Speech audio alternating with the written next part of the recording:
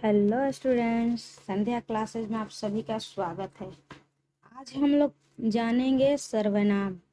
सर्वनाम के बारे में जानेंगे, सर्वनाम का परिभाषा, भेद और उदाहरण। तो चलिए क्लास शुरू करते हैं। सर्वनाम। सर्वनाम किसे कहते हैं? वह शब्द जो संज्ञा के बदले में आए उसे हम सर्वनाम कहते हैं।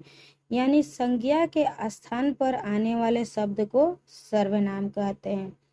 जैसे है गीता पढ़ती है, तो गीता तो संज्ञा हो गया, लेकिन उसी स्थान पर आएगा कि मैं पढ़ती हूँ, तो मैं सर्वनाम हो गया। तो सर्वनाम में मैं, तुम, हम, वह, आप, उसका, उसकी आदि शब्द लगेंगे। अगला है सर्वनाम के भेद। तो सर्वनाम के 6 भेद होते हैं।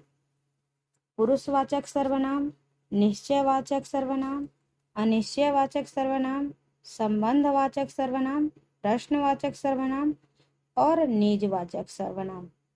तो पहला हम लोग पढ़ेंगे पुरुषवाचक सर्वनाम। जिस सर्वनाम का उपयोग किसी व्यक्ति या वस्तु के लिए किया जाता है उसे हम पुरुषवाचक सर्वनाम कहते हैं। इसमें पुरुष के लिंग के अनुसार क्रिया का व्यवहार होता है। जैसे पुल्लिंग रहेगा तो मैं जाता हूँ, अगर स्त्रीलिंग रहेगा तो मैं जाती हूँ। पुरुषवाचक सर्वनाम के 3 प्रकार होते हैं। पुरुषवाचक सर्वनाम के कितने प्रकार होते हैं? 3। उत्तम पुरुष, जिसको प्रथम पुरुष भी कहते हैं, मध्यम पुरुष और अन्य पुरुष। उत्तम पुरुष, मध्यम पुरुष और अन्य पुरुष। उत्तम पुरुष। उत्तम पुरुष यानी कि वक्ता, बोलने वाला।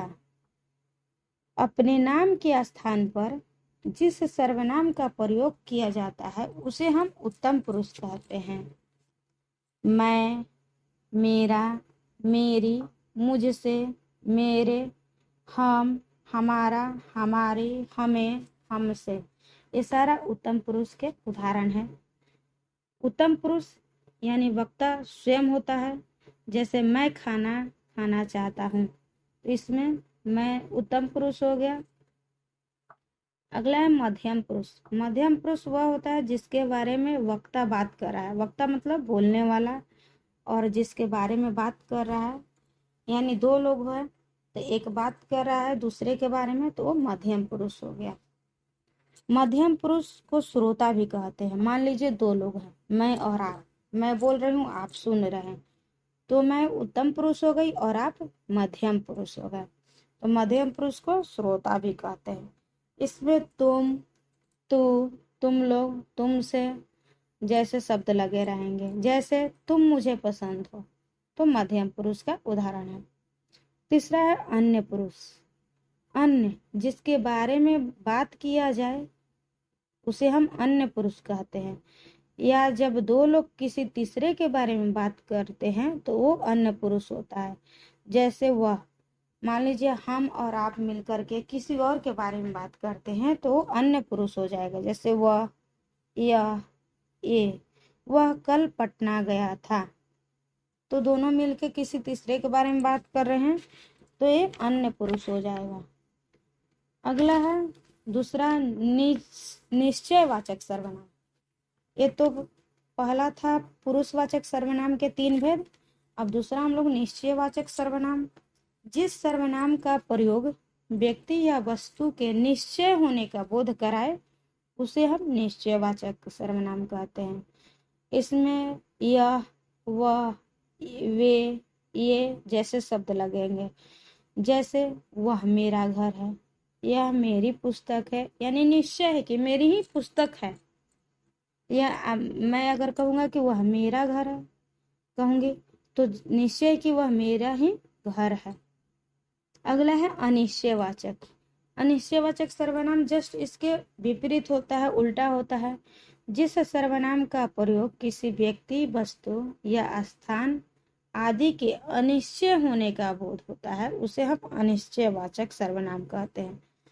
जैसे कोई, कुछ, किसी, कौन, किसने, किन्हीं के, किन्हीं ने, जहाँ, वहाँ, ये सारे अनिश्चयवाचक सर्वनाम हैं। जैसे कोई आने वाला है, यानी निश्चित नहीं है कि कौन आने वाला है, अनिश्चयवाचक सर्वनाम हो गया। अगला है संबंधवाचक सर्वनाम। तो जिस सर्वनाम से दो वाक्यों में संबंध जोड़ा जाता है उसे हम संबंधवाचक सर्वनाम कहते हैं। जैसे जो सो, जहाँ तहाँ, जैसी वैसी, जिसकी उसकी, जितना उतना, ये सारे शब्द जो है सर्वनाम शब्द संबंधवाचक सर्वनाम शब्द के उदाहरण है। जैसे यह वही गुड़िया है जैसी तुमने मांगी थी। अगला है प्रश्नवाचक सर्वनाम। जिस सर्वनाम का उपयोग करके किसी व्यक्ति, स्थान, वस्तु के बारे में प्रश्न पूछा जाए उसे हम प्रश्नवाचक सर्वनाम कहते हैं। यानी कि प्रश्नवाचक सर्वनाम में प्रश्न पूछा जाए तो समझिए प्रश्नवाचक सर्वनाम हो गया। जैसे कौन, किसका, क्या, किसने, कैसे, कब, क्यों, कहाँ, किस लिए। जैसे तुम कौन हो, तुम कहाँ जा रहे हो, तुम किस लिए जा रहे हो, ये सारे प्रश्न किया जा रहा है तो प्रश्नवाचक सर्वनाम हो जाएगा।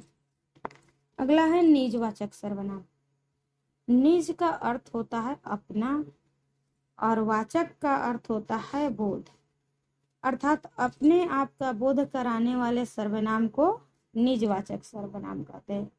अपने आप का बोध कराने वाले सर्वनाम को निजवाचक सर्वनाम कहते हैं। जैसे हमें, तुम, अपने, आप, निज, खुद, स्वयं, ये सारे निजवाचक सर्वनाम के उदाहरण है। जैसे मैं अपने आप ही गणित सीख गया, मैं अपने आप ही चला जाऊंगा। अगला है प्रयोग की दृष्टि से सर्वनाम के 6 भेद होते हैं। पुरुषवाचक, निश्चयवाचक, अनिश्चयवाचक, प्रश्नवाचक, निजवाचक। पुरुषवाचक सर्वनाम के 3 भेद होते हैं। उत्तम पुरुष, मध्यम पुरुष, अन्य पुरुष। उत्तम पुरुष में मैं और हम, मध्यम पुरुष में तू और तुम, अन्य पुरुष में आप, वह, वे। निश्चयवाचक यह वह, अनिश्चयवाचक कोई कुछ, प्रश्नवाचक कौन क्या, संबंधवाचक जो सो, और निजवाचक आप, स्वयं, अपने आप। तो मुझे उम्मीद है कि आपको सर्वनाम समझ में आ गया होगा। वीडियो कैसा लगा लाइक करें, सब्सक्राइब करें और कमेंट करें। धन्यवाद स्टूडेंट्स।